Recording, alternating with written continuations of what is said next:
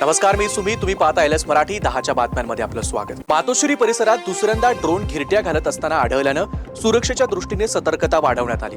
यानंतर मातोश्रीवरून थेट पोलीस नियंत्रण कक्षाशी संपर्क साधण्यात आला. प्राथमिक तपासात संबंधित ड्रोन हे प्रकल्पाच्या सर्वेक्षणासाठी उडवण्यात आल्याची माहिती समोर आली आहे. चंद्रपुरात निवडणूक प्रमुख पदावरून किशोर जोरगेवार यांना हटवलं गेलंय. अजय संचेती यांची निवडणूक प्रमुख पदी नियुक्ती करण्यात आली आहे. 2 दिवसांपूर्वीच फडणवीस यांनी मुनगंटीवार यांची भेट घेतली होती. या पार्श्वभूमीवर हा निर्णय झाला आहे. अमरावतीमध्ये अटल बिहारी वाजपेयी जयंतीनिमित्त ॲथलेटिक्स संघटनेच्या वतीनं राज्यस्तरीय अटल दौड हाफ मॅरेथॉन स्पर्धेचं आयोजन करण्यात आलं. या स्पर्धेत पुरुष आणि महिला गटातून 3,500हून अधिक धावपटूंनी सहभाग घेतला. राज्यभरातून धावपटूंनी अमरावतीमध्ये हजेरी लावली.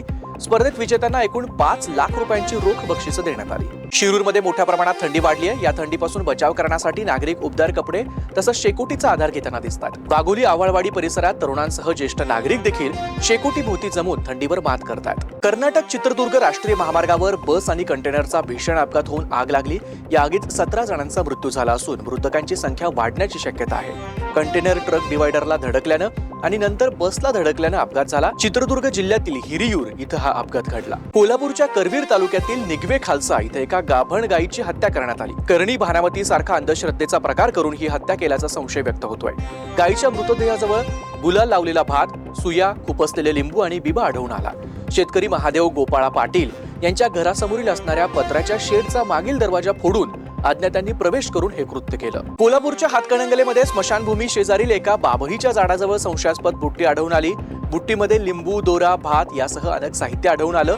केसांना बांधायचा बो तसंच फुलं देखील यामध्ये आढळून आली. यामुळे परिसरात खळबळ उडाली आहे. धुळ्याच्या पिंपळणे नगर परिषदेच्या डम्पिंग ग्राउंडमुळे नागरिकांचे जीव धोक्यात आले असून शेती पिकांचं मोठ्या प्रमाणात नुकसान होत आहे.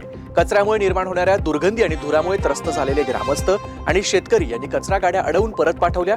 या गंभीर समस्येबाबत ग्रामस्थांनी तातडीनं नगर परिषद अधिकाऱ्यांशी संपर्क साधत जाब विचारला. प्रशासनानं 2 ते 3 दिवसात पर्यायी व्यवस्था करण्याचं आश्वासन दिलंय. यवतमाळच्या पुसदमध्ये कुटुंबीय बाहेर गावे गेले असताना अज्ञात चोरट्यानं घरावरील पत्रा सरकवून आत प्रवेश केला.